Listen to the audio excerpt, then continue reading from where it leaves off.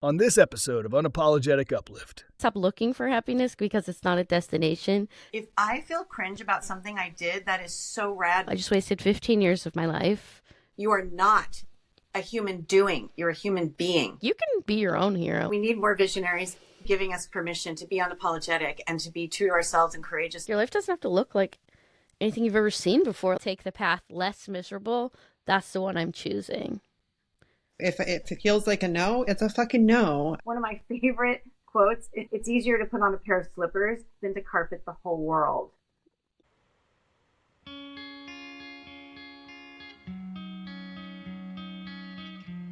Get ready to rise above the noise and unlock your true potential. Welcome to Unapologetic Uplift, the podcast that's all about keeping it real and helping you live your best life. Buckle up, get ready to learn, grow, and evolve with us on Unapologetic Uplift. New episodes released weekly.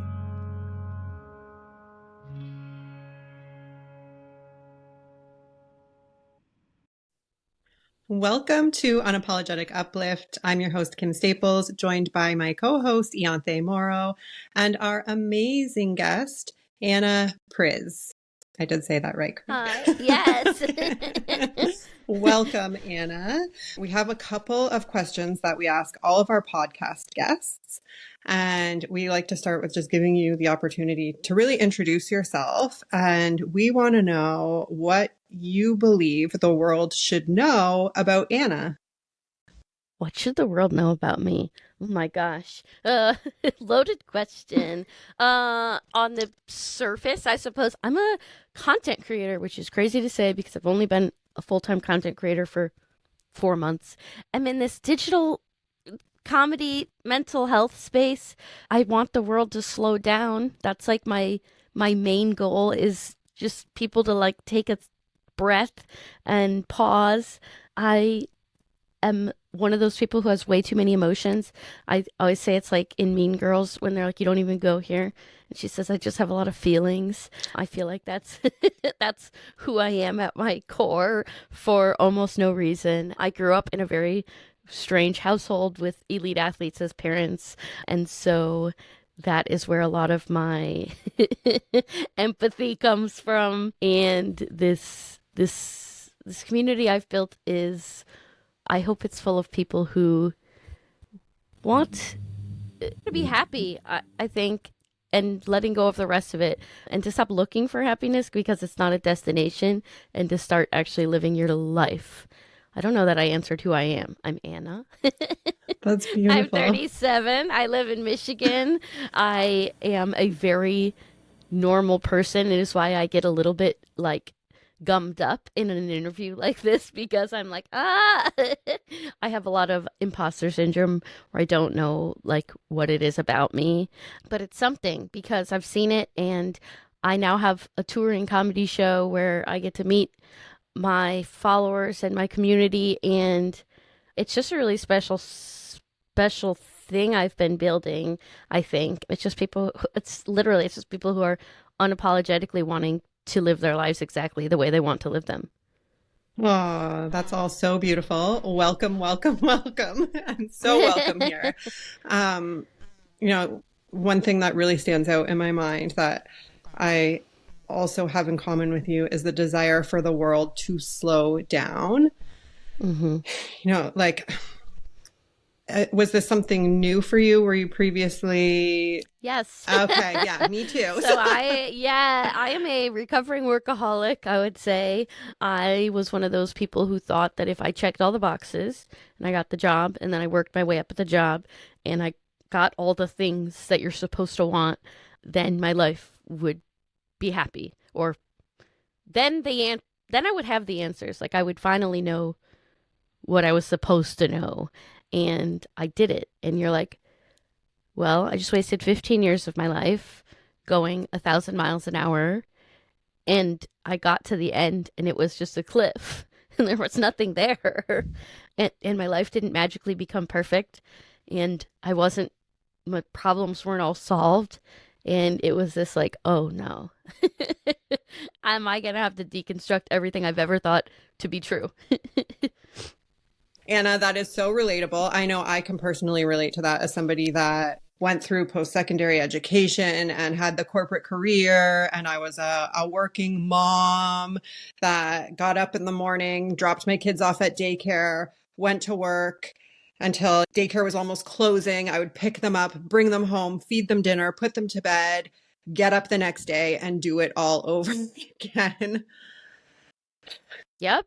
It's that, were you fulfilled or were you busy? I was busy. And unfortunately, the answer is, for most of us, we were busy. Yeah, and dysregulated, going through the motions. I was not able to even sit with myself for 5 minutes because it was just like, go, go, go, go, go, go, go, go, go. When I was doing things with my kids, I wasn't present. It was like, let's get through this. Come on, guys, let's go. Yeah, when will this be over? It's like Click, the movie Click, like fast forwarding through your life. And it's like, hey, you're missing the part where you're living. Like, yeah, it's right here. It's today. And I mean, I only can say that because I did it, right? And I don't have any expertise. I have experience living that life and saying, whoa, hey, I don't think this is right. Because I stopped doing that and my whole life didn't fall apart and I actually got to participate in it.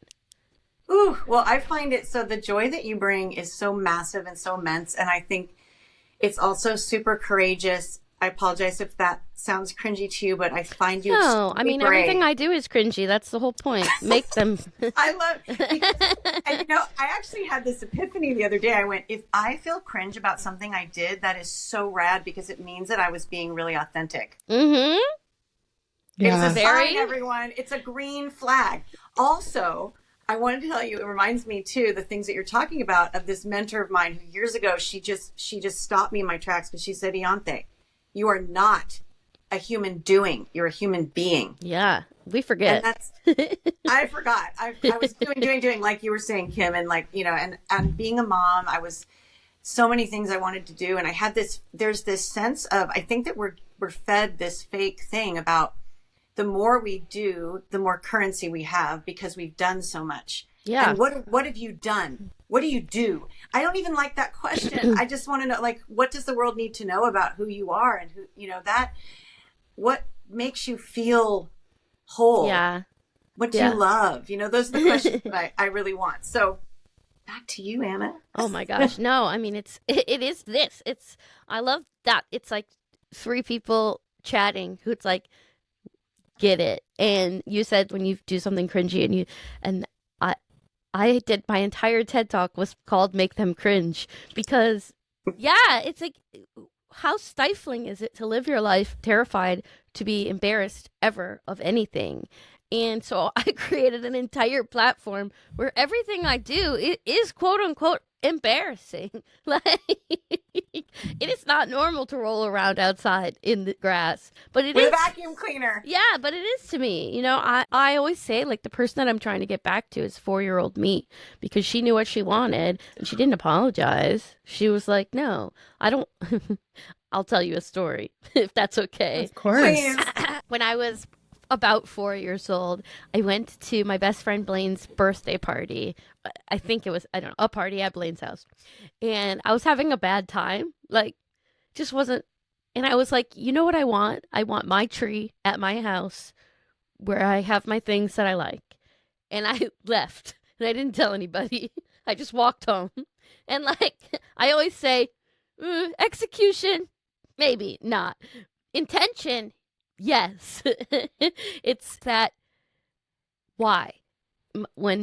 I used to say to my husband, like, oh, I really don't want to go to this thing. And my parents, like, it's going to be awful. And he goes, why are you going? And I said, what? Ooh. What do you mean? Why am I going? And he's like, no, why? Like, explain it to me. And I was like, oh, no, I don't know why. It's because this is the way I've always done it. And it's that every little place you get in your life where you're forcing yourself to do something you don't want to do. Why are you doing that? Yeah. That is the literal definition of insanity, is to keep doing things that make you miserable and expecting a different outcome at some point. And so now I don't do things that make me miserable. Good. Yeah. That is Well, I pay my bills, but that's, we Some things we just can't get out of, ignore unfortunately. the necessities. Yeah. Oh, yeah. I feel all of that so much. So what was the turning point for you? The pandemic, because I had all my worth and all my value and my entire identity wrapped up in my career. And then in 4 days, I had no career, no money, and I was home. I'd never been home, right? Get up, and I used to get up at, I don't know, 5, go to spin, drive to the office, go for a run, I had 3 hours before my day started of literally killing myself for what? And then working all day, then getting home at 7:30, you make dinner, and then you go to bed, and then you do it again. So the amount of time I had spent awake with myself at home was none. And so then I'm home for a year. Yeah. Because our restrictions weren't lifted till June of 2021. And it was this who am I, first of all, without my job? Who am I without spin class? Who am I without, all these things I was not really enjoying, but going through the motions and filling each day from start to finish with doing. And it was this very strange realization that I didn't hate myself. I always thought if all that was gone, if I didn't have anything and I had no money and I had no reason to wake up in the morning, then I would lose my value as a person. And it was this almost wait, not only do I not really hate myself, but I'm having a good time. And the way that I broke my brain was wait a second, I don't have any of the things that I thought were important. And here I am, enjoying my own company, sitting in a chair in the sun, playing video games, baking, doing the pandemic things. And I was like, oh, I don't actually like all that, do I? Because it was the most content, unsettled for sure, but also hey, I like it here. I like being in my own company. And I always said I was in a glass box and it shattered. And I tried to put it back together. But at some point was why are you trying to put that back together? You're not even having a bad time. So, I mean, it's still conflicting. Because I do have so much of that, your productivity is your worth. It's really deep programming. Yeah. And then to be wait, I'm producing nothing but pleasure for myself. I never even considered sitting down and playing a game on the computer. You can't do that. That's not productive. Or when you have free time, not filling it with stuff. I remember the first few weeks of the pandemic, I was well, this will just give me more time to work out. So that's great. I'm just going to exercise all day. And then I was what are you afraid of? What is this? Something's gone awry. And I went back to therapy, and I hadn't been in therapy in years. And I got a psychiatrist, and I was chatting, and I said, it was that it feels I think it would be easier to walk away from all of that, right? But I was but that's not right. And she goes, what's wrong with doing the easier thing? And I was huh? What? What? Wait. And What? that was the moment people are was there a thing that turned? And I was that moment when she said, what's wrong with doing the easier thing? And I was no, that can't be right. It's That can't the be permission right. slip, right? Yeah. Yeah. And so then I was wait, I gotta tell the others. I love it. I was I gotta get on the internet and I gotta tell them what I just figured out. And then that's what I've been doing literally every day since. Oh my gosh. And when I first saw your video, the first video I ever saw of yours, I don't know, I think it's probably one of your pinned videos. And I kept watching it over and over again. And I was in that, it hit me, it grabbed me at this moment where I didn't know I needed the reminder. Mhm. I didn't know I needed the reminder to allow my silliness to bubble up again. I'm a very serious person. And I look at I'm just so serious all the time. And I also am really funny and really fun. And I love comedy. And I think for me, I'm just relating it to myself and your story, is that for me, that thing I wasn't letting myself do, because I have known for a long time that it's not important. I know the importance of spending time with myself and allowing myself to be calm and recognizing my nervous system and spending time with trees and staring at my hand. Like, that's been something I've understood is important for a long time. But I wouldn't what I stopped myself, what I kind of punished myself around, was silliness. And I love how you gave me permission again to allow, I mean, even if it's a fart joke, I don't care what it is, but something silly, that I'm allowed to do that. I'm allowed to laugh. Allowed to laugh at myself. Can you believe it?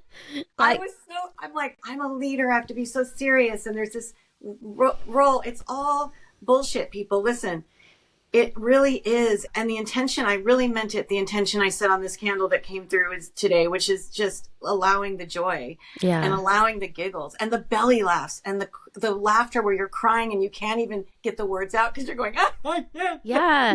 It's like, you do that for me. I'm so glad, by the way, because I always say my content is for me. I'm obviously like repeating to me what I am needing in that moment, like right in that moment. And I get very lucky that other people needed it too. And that's the only reason I have a platform. But the person whose life I saved was mine, right? I'm like, to come out of where I was and to be here where I am now, and the amount of joy I allow. And that's the thing. It's like, I wouldn't have even allowed joy because that didn't feel, like you said, like that didn't feel right. Like that didn't feel like the proper way to exist. And it's like, oh my God. Number one, did you know your life doesn't have to look like anything you've ever seen before? I love that. Unapologetic. I think that broke my brain. And the thing that broke my brain in that way, that like, it doesn't have to look like anything you've ever seen before when you're aiming for something or you're trying to build something to look like, I wanted to emulate my hero. And it's like, you can be your own hero and just build the life that fits you exactly where you're at. Like, yes, please. Yeah, like you can fill the U-shaped hole with you. You don't have to jam it full of the things you should be. You can just, yeah. It's so beautiful. Yeah, I have so many isms. It's like they're like bouncing around in my head all the time. But it's true. And it came from my relationship, because my relationship didn't look like what people wanted it to look like. My husband we lived in separate homes, like in separate states, 9 hours apart. And it was this like 4 years of people kind of being like, that can't be right. You must hate each other, or like, that's not going to work, or whatever. And I was like, I don't know. I'm still in love with him. Like, I don't know what to tell you. And it was that like, hey, your relationship doesn't have to look like what you think it should look like. And then I was like, oh, neither does anything. Nothing has to look like something you've seen before. And that's kind of, I've just created an entire life out of thin air. And I said, I'm going to host a morning show. And it's like, do you have qualifications? No. And I just decided I was going to do that. And I'm going to become an internet clown, and I'm going to figure out how to make money off of that. And my entire life now is just being me. And I created a career out of being exactly who I am, which is like, did you know you could do that? Well, I don't know if you've heard this term before, but you are a visionary, Anna, because what you just described is a visionary. Okay. So I want you to know that, to me, that's what I'm seeing you as, completely as a visionary. And what's beautiful about that is you do it with incredible humility. And like you said, admittedly for yourself, but it's helping so many. And when I saw that video and I started sharing it with my family and my mom, who's lives by herself. My mom is 81 years old, off the grid, living by herself after my father passed away in 2022 and reinventing her life every freaking day. And she's a visionary. And when I showed her your video, it made her day.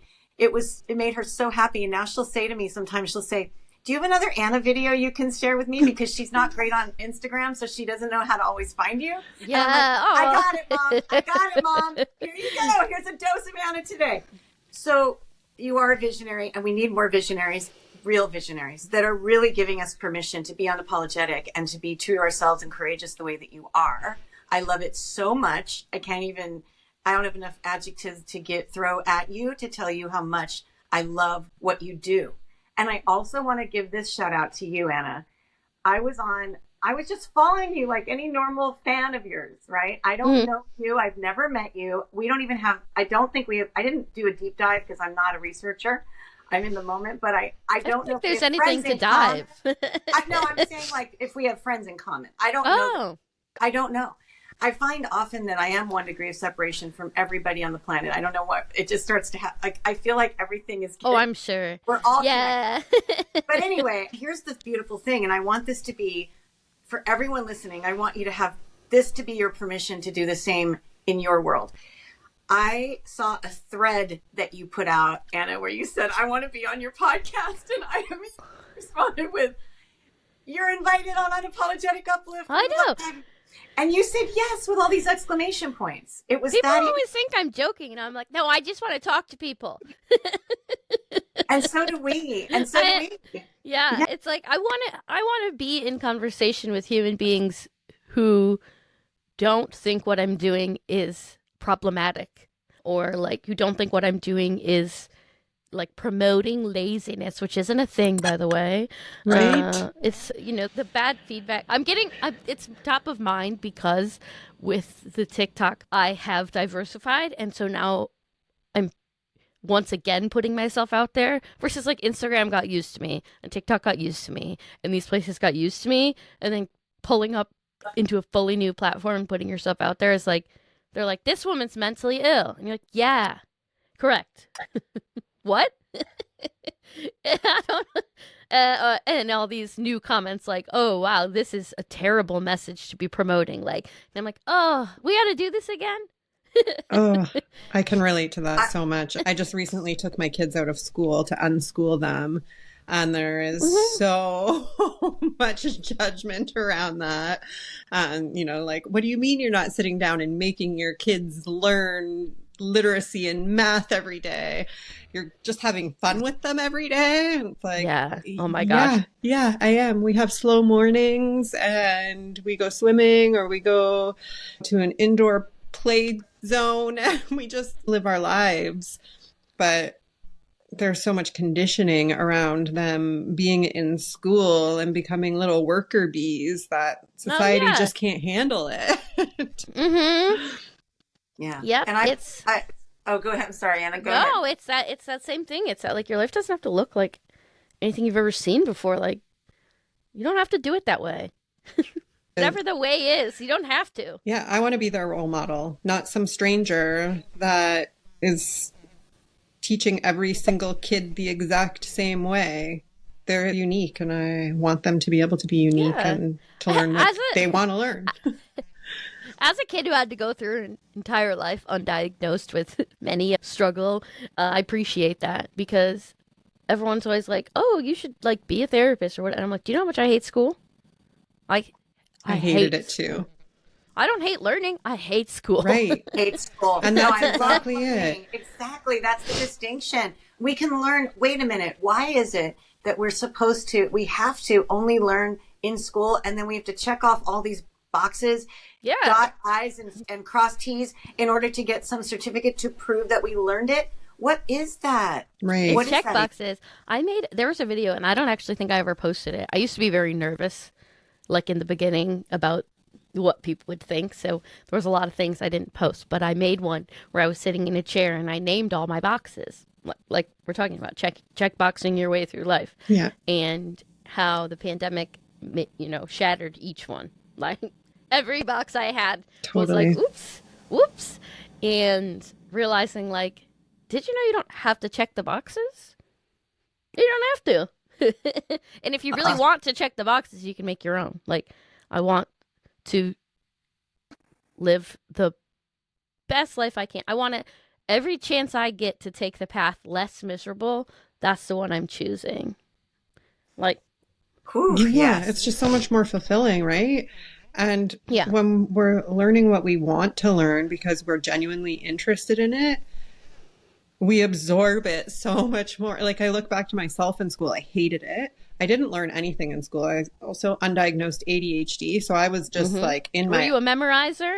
yeah. Did you just memorize, pass the test, and then forget all of it? If I could even do that, because I would be in La La Land. So teachers teaching the lesson, and I look like I'm paying attention because I'm looking in that direction, but I'm telling myself stories and thinking about what I'm going to be doing as soon as I get out of this hellhole, and not absorbing anything. And then it would be time to write the test, and I don't know anything. And I was convinced that I was stupid.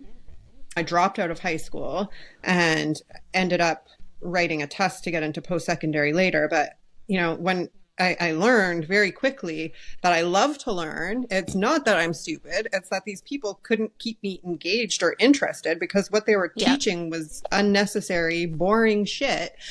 And if I'm interested in something, I could learn about it all day long. That was that was the one nice thing about post-secondary education is you're choosing what you're learning, so you can learn things that you're passionate about. But there's research that shows with children as well, when you allow them to do interest-based learning, they learn so much more, and they're then able to apply that stuff way better than if they're just sitting in a classroom being conditioned and memorizing things. It's true, though. It's like, hey, we're going to make you do this for your whole life so that you think this is normal. So that you think sitting in a chair for 8 hours a day is the thing you're supposed to do. And don't move until the bell rings. Yeah, and it's that there's that really cool fable, parable. I'm not sure the right word to use for this. It's an allegory. What is it? It is this story of the classroom where there's a squirrel and a fish and a bird. Do you know about this, Anna? So this points out, it shows everybody, it shows us the importance of not forcing ourselves to do the thing that really is not, we're not able to do because society tells us we have to. And instead going with our gifts, where are our strengths, and really going far with that, because because then that's something that is innately part of us. So for instance, in that story, there was a test given that day in school, and the test was a swimming test. Well, the fish won. Was okay. The bird dove in for a second and out and didn't really get, I think, barely passed. But the squirrel almost lost its life trying to do this swim test. Oh, I'm the squirrel. Okay. And then they had a climbing test. So the same. So you can see my point. So when we know who we are, and if you're the squirrel, if I'm the bird, or we're the whatever we are, why are we trying to, if we're the fish, why are we trying to do the climbing test? No, this is how I live my life. Square peg, round hole. I just taped them together. And I was like, let's go. I know. And I don't think I'm going in either of them. I was like, we're going to do it. These will never fit, but we're doing it. Yeah. Ugh. Yeah. And it's not even that I didn't enjoy my career. I really did. Like, luckily, it was well suited to my skill set. But the reality was just that even when I did finally leave, it took me a long time. It was that I had to really, I had felt a feeling, right? This is so like, woo woo. But I just was leaving my tour of the West Coast last March. And I had been in the car like 96 hours. And I'd just done 8 shows in like 13 days or something. And I got in the car to go home. And I was like, well, I can never go back to my life. Like, I can't. I've never felt the way that I feel right now. And I'll never be fulfilled if I don't feel this again, right? Like, I was like, no, this is it. Like, I don't know what it is, but this is it. This is like the feeling that I want to feel forever. And, and that's kind of what I'm chasing with my life is like that. Oh my God. I love this. Goosebumps. Yeah, I was going to say that gave me goosebumps too. And I have to ask you, because I know there's someone out here that's going, would you just ask her, what was your career that so this is like a long answer to an easy question. I was an event planner. However, so my parents were world champion triathletes in the 80s. And my entire life were still very elite, very good athletes, world-class marathoners, the works. My brother and I both ran in college. We kept this legacy going. So I went, after I graduated, into the running industry, and I became a race director. So like when I say events, I'm planning marathons, triathlons, trail races, road races, 100-mile races. I put on 32 races a year, and lots of those are like multi-day events. We put on a trail running festival, all these things. And I loved it. But there did come a point where it was like, I don't align with any of this anymore. Like, I can't constantly be surrounded by people talking shit about their bodies. I can't I just like, this is going to kill me. Like, being in this exercise space is, I can't, like, that was what I was talking to the psychiatrist about when she said, what's wrong with doing the easy thing? Which is walking away. I came from the fitness industry, like, so I can relate. Yeah, and I was just like, I just can't. Like, I don't know. I'm not ready until I was ready. And that's kind of how life works. And I say that about me, too, online. Like, people who don't get it, that's fine because they're not ready. And I don't fight back to people who are like, this is well, sometimes I do. Depends what kind of mood I'm in. but in general, I have like a real recognition of like, I understand that you're not ready. Like, radicalizing your brain is not for people who aren't ready to radicalize their brain. That's one thing that's so wonderful too about you, is that you don't make anyone else wrong for not being where you are. All right, because it took 35, 6, 7 years, it's not like it happened overnight. Yeah. And you were going to say, Kim, you were in the fitness industry, so you get that? Yeah, I was in the fitness industry, and COVID woke me up as well. There are a lot of similarities in our story that way. Yeah. But I can totally relate to constantly being surrounded by people that are, and they're, I was like that for a while too, where I was just like obsessed with my fitness. I would like zoom in on pictures of myself and be like, oh, like just. Oh yeah. So unhealthy. Yeah. So unhealthy. Yeah. I did tell that story like about like how literally my whole life was like fitness, and not just like for myself because I was insane too.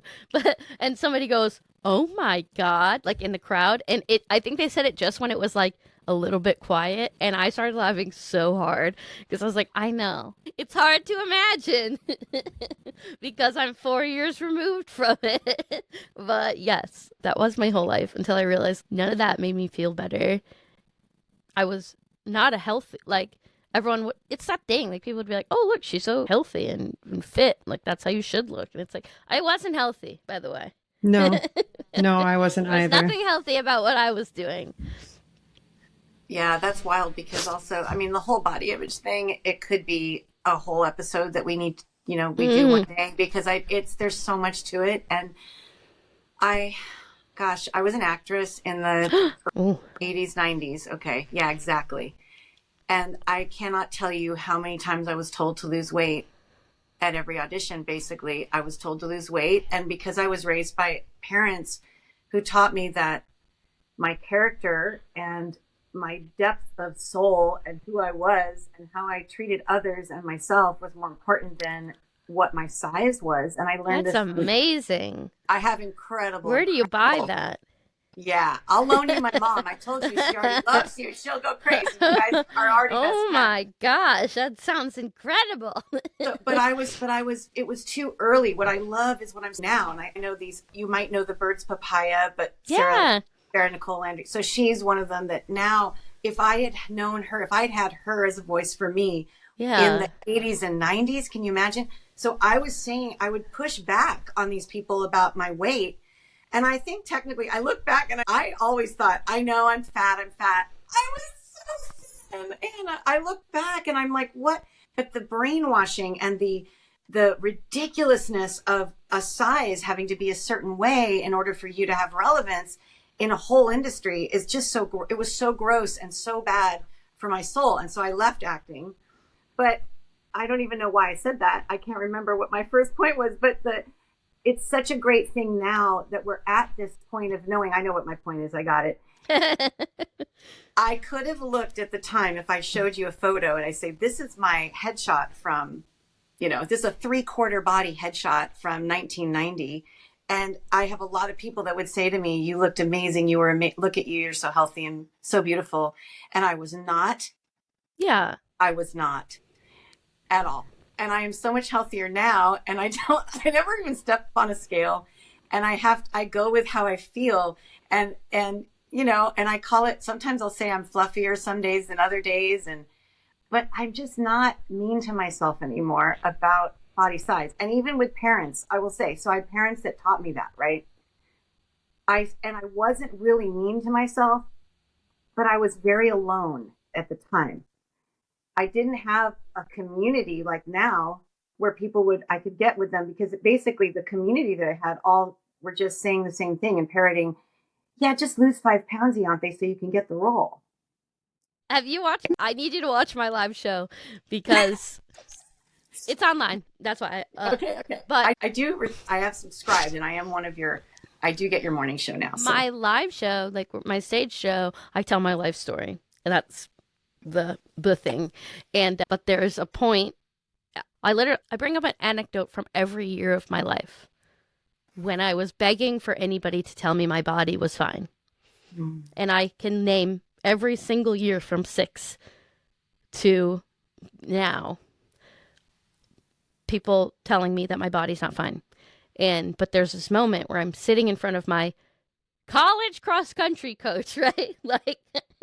And he says, "What are your goals for the upcoming season?"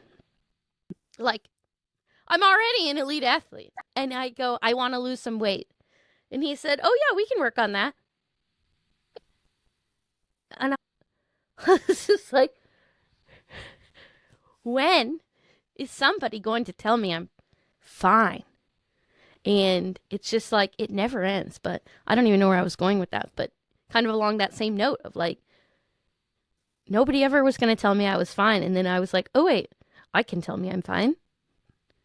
That's the point. Yeah, you're like, wait, it could be me. I could be the deciding factor. And be like, there's literally nothing wrong with you.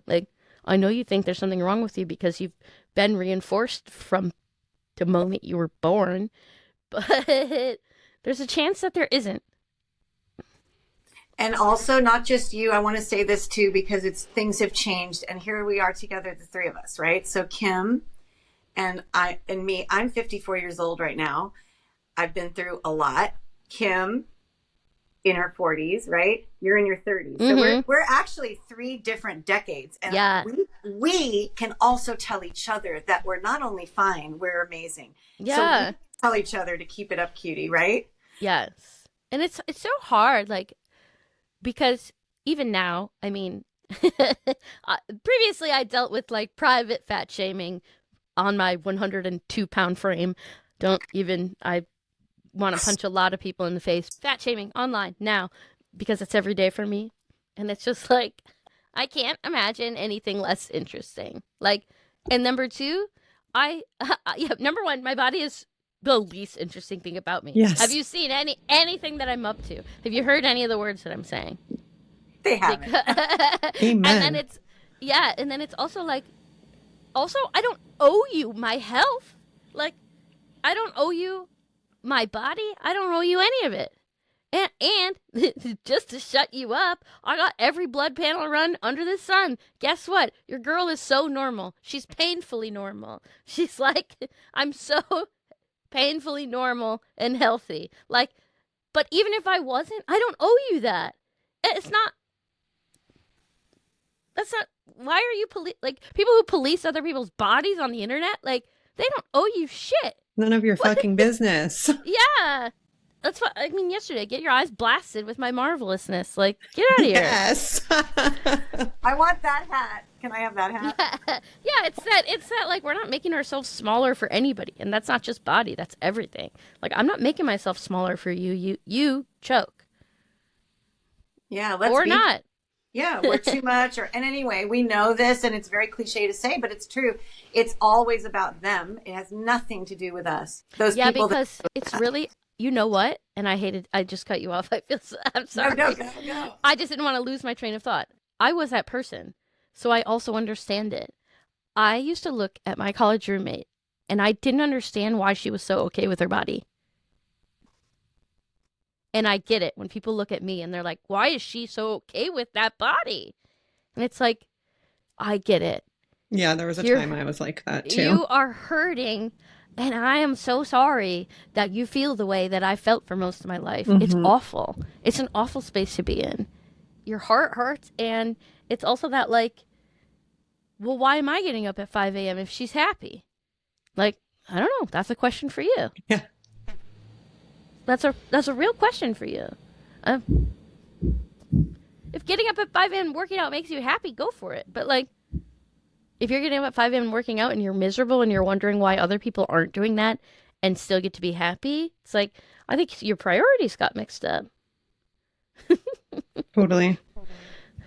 Yeah, and it's a thing of asking, I mean, there's that, how do you feel? And so you say to yourself, how do I feel? If we just stop and ask ourselves that question, I think a lot of people just ignore that question because they're on this autopilot or they're just listening to what they're supposed to do. Mm-hmm. And it's not that it's, and listen, for anybody that's doing that, please don't make yourself wrong even for doing that. It's part of life. You're a sensitive, what it shows me is that you're a conscientious, sensitive person and you are possibly in the disease to please, and you can definitely recover from that. Kim and I are in the recovery of disease to please. We talk about it a lot. Like, it comes from a good place. It's not coming from a bad place. But it's really so simple when you just ask yourself, how do I feel? So yes, if you are getting up at 5 a.m. and you're running and you have all these goals that you set for yourself and you're doing them and you're ticking them off and you feel fucking amazing. Yeah, that's great. That's all you need to know. Mm-hmm. But if you're doing it and you're still wondering, why haven't all my problems been solved? I lost the 10 pounds. And it's like, you're so close to getting it. And can we stop giving unsolicited advice? This is something you're so good at because you always do it. You're always showing us how you're just saying it, like you said, to yourself, but we're getting to hear it. Mm-hmm. And you're not giving unsolicited advice. And you mentioned that people told you just be a therapist. You need to be a psychologist. You need to be... I have heard that. So, Kim, I'm sure you're not surprised. I've heard it my whole life. I hate school. I'm not getting a degree so that I can get people to pay me so I can sit with them and help them. I will help people in whatever way I can, every way I can, every day, without that degree. And stop telling me what to do, please. Yeah, and I don't want to deal with any restrictions. Exactly. On my relationship with my community. I want to just say whatever I want to say. Yeah. Exactly. Yeah. Even if it's because people will say too, this is the other thing about what I do that I don't necessarily talk about, is that I obviously am still also a businesswoman who is, none of this is unplanned, right? So it's like that content where you're like, how did you just sum up what my therapist has been trying to sum up for 4 years? And it's because I sit down and I take a lot of time to write these things out. Yeah. And they all sound like I'm screaming at you chaos in 3-second segments. But it's like I take a really broad idea and I try to make it really digestible. And it's always just one idea that the whole video is based on, right? And there's a little fluff and a little chaos. But like, I said this the other day, I'm filling your pocket with little nuggets. And then you take those. And eventually you're going to have a lot of nuggets. Yeah, it's such a gift. And I got really lucky that I've always been a writer because it helps to take like a big broad idea like that. Like something your therapist is trying to get you to understand for a month and pack it into that like that for you. So that's a really a gift. It is a gift. Yeah, totally. And I can't believe that how fast this is going, this conversation. So I have to ask you our second question. Oh my God. Which you kind of already answered, but we always ask it. Okay, the second question is, and thank you, AI, for those balloons. Yeah, those were beautiful. What was that? You're just so magnificent. The AI wanted to give you balloons. There's something with the The second question we ask is, what is one thing that you will never apologize for? Oh, I mean, as long as I'm not hurting anybody or myself, I probably shouldn't apologize for anything. Ooh, I love that answer. Yes. I do. Yeah, that's so good. Yeah. Yeah. That's about it. It's like, no, if I'm not hurting anybody or myself and I'm doing the best I can, I need to stop saying I'm sorry, because I still do it all the time. That reminds me of something where it's about, you mentioned intention earlier too. And when you're doing something, anyone's doing something from a place of conscientiousness with good intentions, I don't ever want anyone to feel guilty or apologize for that, even if it goes terribly wrong. Yeah. I just think that's, yeah. So it's so important what you said. It's bigger than even just, it's not a joke that you shouldn't have to apologize for anything, because you have really good intentions. You have a good heart, and that's obvious. And so why would you apologize for anything? Right. It's beautiful permission. Right. And this isn't really about apologizing, but about being unapologetically yourself. I thought of it the other day in this way, where like, if you are constantly walking into rooms where you feel like you have to apologize for who you are, why do you keep walking in those rooms? Yeah. So true. Get the hell out of there. If you like, if the people you're surrounding yourself with are people where you constantly feel the need to apologize for who you are as a person, it's like, those aren't your people.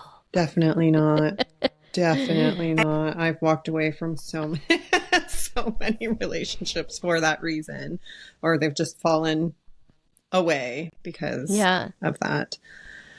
And I'm feeling like, Kim, we've talked about this too before, but I'm feeling like I have to say this out loud for anyone listening, that even includes your family. Yes. Of course. Origin. Yeah, 100%. Yeah. Yeah, because that's the worst one. Like, sometimes that can be the worst one. It can be. Absolutely. We recently talked about this on an episode, actually, where it's like, we don't stay in relationships with people based on length of time, length of service, or because of familial bloodlines, or because we're supposed to be in relationship with people. We stay in relationship with people because they make us feel good and safe. Yeah. Full stop. Yep. And setting yourself up for success, like, it's to come first. And knowing that I'm going to walk in that room and it's going to be emotionally charged and it's going to be chaotic, it's like, why would I walk in there? Right. And I know that's hard, because it's really hard to say no to the people who raised you or whatever it is. But I got really lucky because I placed all these boundaries in my life with my family, and over time they get it. Yeah. But that's like so lucky for me that they've never turned around and been like, she's not coming because she hates us. They're like, Anna's not coming. And I totally get why. Like, and that's it. And I'm just like, that's amazing. Thank you for accepting. Like, I don't go to Thanksgiving anymore just because, for me, there are too many bad memories, right? I have too many Thanksgivings where I was crying in the corner and people are standing between me and my mom, defending me. And it's like, really, and I'm just like, even if that doesn't happen anymore, Thanksgiving still gives me that feeling. Mm-hmm. And so I don't go. And my whole family, I mean, I'm sure they have a little thought about it, but they don't say it to me. So perfect. I won't be there. Setting myself up for success is like very important to me. Yeah, me too. And I will not go to an event or do something that I don't want to do. If it feels like a no, it's a fucking no. And I'm not going to force myself to go somewhere and be miserable. Like, my energy is going to be off and it's going to bring the whole place down anyway. So you're really not going to want me there. Yeah, why would you want me there? Then you're going to nag me about why I'm not acting the way you want me to act in this space. And it's like, well, I don't want to be in this space. Totally. Yeah. I'm doing you a favor by not showing up. That's it. It's really for me too with my family. It's saying like, I'm doing this because I care about our relationship. Yeah, absolutely. If I didn't care about this relationship, I would not try to tell you like why I'm doing this or like what's going on. I would just maybe show up and blow the whole thing up. I don't know. Yeah. And I think as weird as it is, our family, they're familiar, and then they have all of these assumptions about us because they think they know us so well. And what's interesting and what you're showing here is that sometimes we have to train them to know exactly who we actually are, not who they assume we are. Mm-hmm. Mm-hmm. And then it's an opportunity. They have the opportunity to want to be around us and be a safe person to be around or not, knowing who we are now and not who they're assuming that we are. I know. I think I know this isn't even really the place for it, but I just can never express how grateful I am that my parents still can look at me with both of their eyes and be like, we understand. Because I remember I left one of my live shows because I don't hold anything back in the live show. And my friend looked at me and she goes, if I said one of the things that you just said in front of my mom, she would never talk to me again. And my parents are in the room for the whole thing. And almost every time. They've been to almost every one of my shows. And it's just but that has almost helped us so much in that I am telling you how these things made me feel. Mm-hmm. I am telling you the things that you said that you might not remember you said and all of this. And they're just that's why she's that way. It's not it's almost like they remove themselves from the situation. Yeah, that's really Yeah. amazing. And as a parent, I can tell you, I want to know. Oh, yes. Oh my God. There was something somebody said the other day. My mom said it to somebody else. I didn't know about it, but they told me that she told them, it's really important to give your kids a chance to tell their story. It is.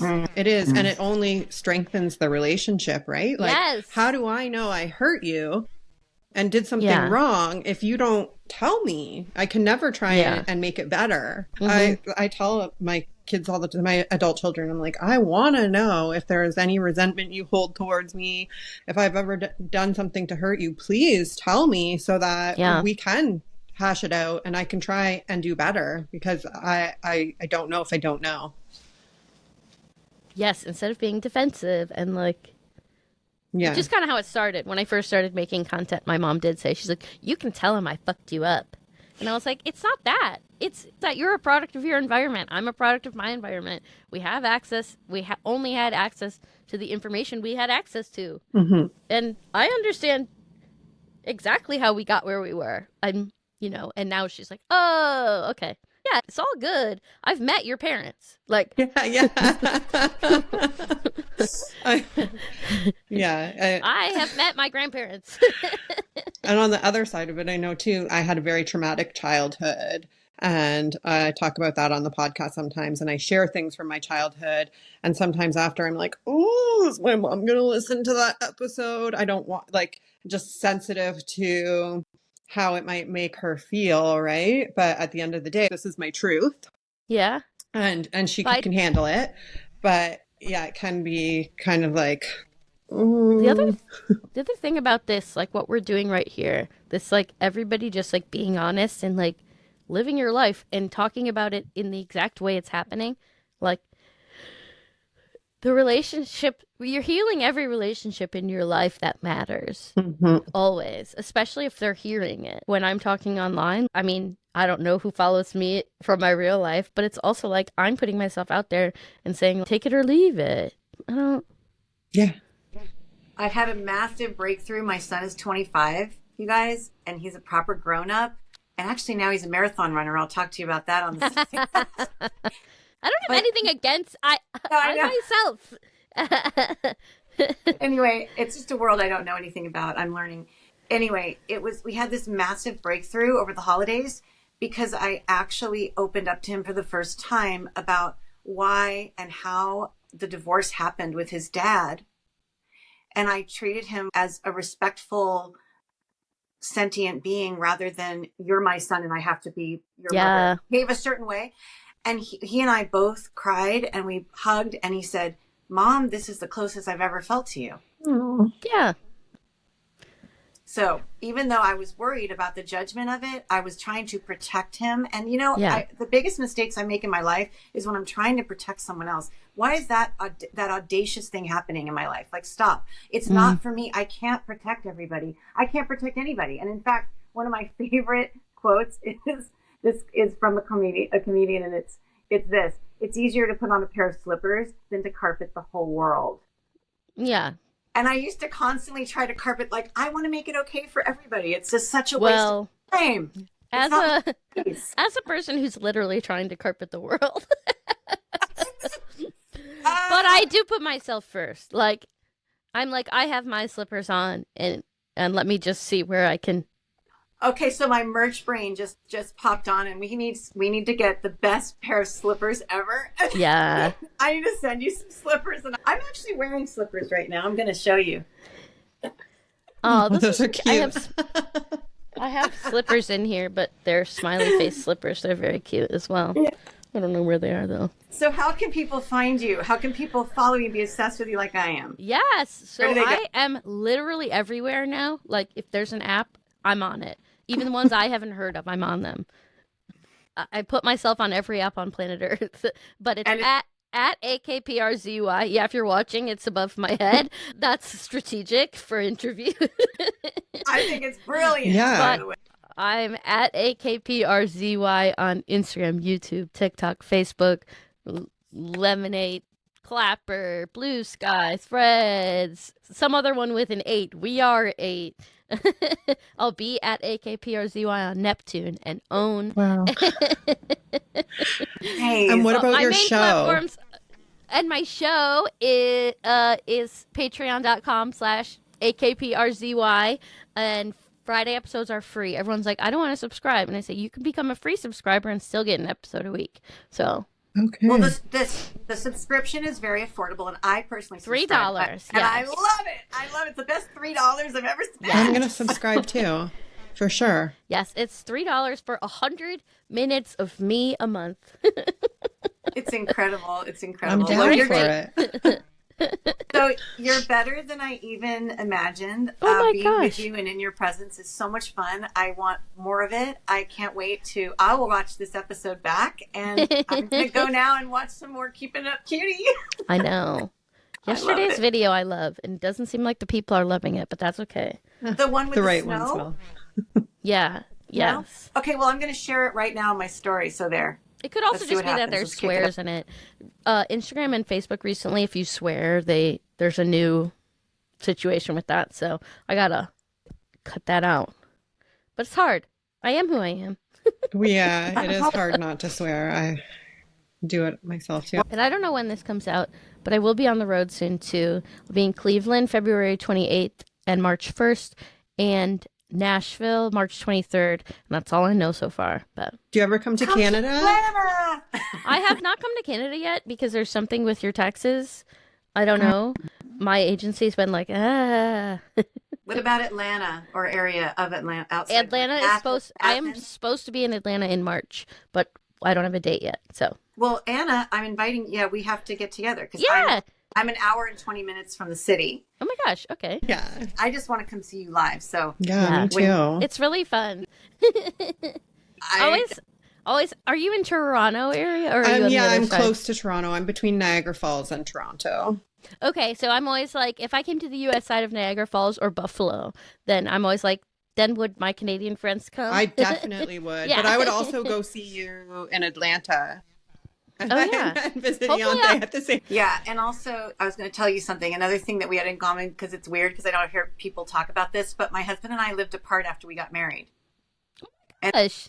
and then we did it again for another year. And it was for the first time we did it. It's because we came from first marriages where we both had children, and it didn't work for us to first come together, and we didn't want to put off the marriage because we wanted to be married, but we didn't have to be in the same house. So it was the opposite of what most people do.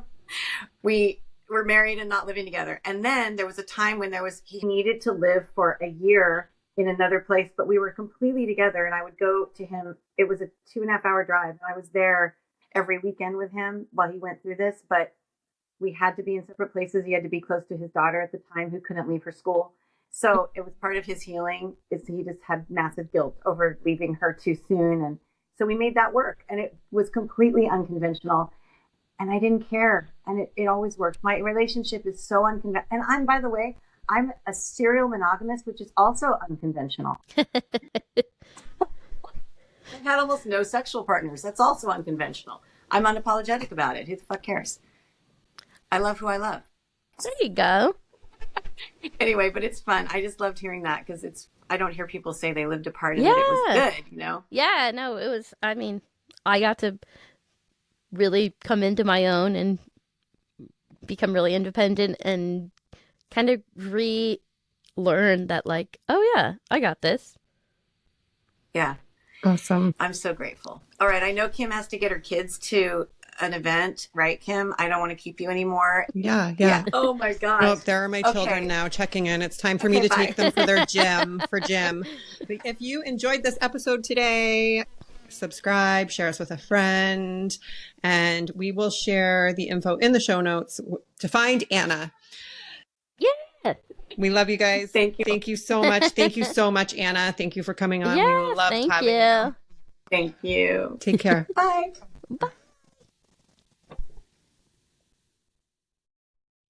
Thanks for joining us on Unapologetic Uplift. If you enjoyed today's episode, please share the love and tell a friend about us, and give us a review. Please don't miss a thing. Subscribe to this podcast and explore our sponsors, Objects with Purpose, Eco Luxury Candles, and Divine Activation membership. Objects with Purpose is more than an eco-luxury candle brand. They are time travel devices in the form of a candle. Light the 3 wicks representing past, present, and future with the validation that you are exactly where you need to be. And if you're ready to raise your level of consciousness and step into your unapologetic, unfiltered, and unbothered era, join the Divine Activation membership at cuttingties.coach/queen. With 3 tiers to choose from, you'll find the perfect fit to support your transformation. Thank you for your listening and love. We'll see you next Wednesday on Unapologetic Uplift.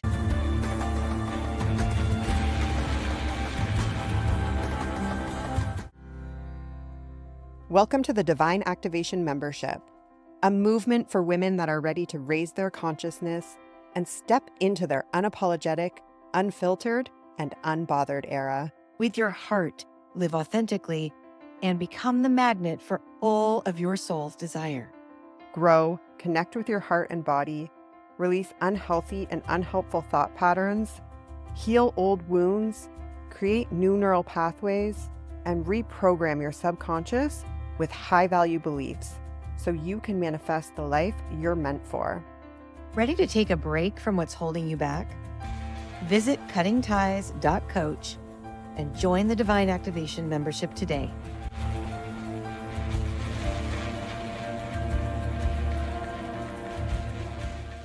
Hey, unapologetic souls. I'm Ianthe Mauro, founder of Objects with Purpose, candles that touch the soul and the body.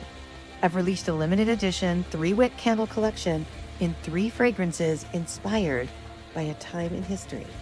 The Time Travel Collection, because scent evokes memory and lighting a candle can truly transport you to your highest self. Anytime. Ianthe's candles are truly special, clean, safe, even for the body as a solid perfume or massage oil, and smell amazing. But what truly fills her heart is empowering others to be seen in their best light.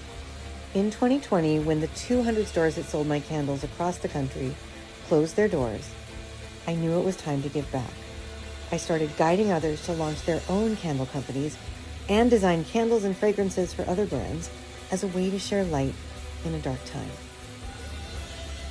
So why settle for just any conventional candle? Light the 3 wicks in each Objects with Purpose candle.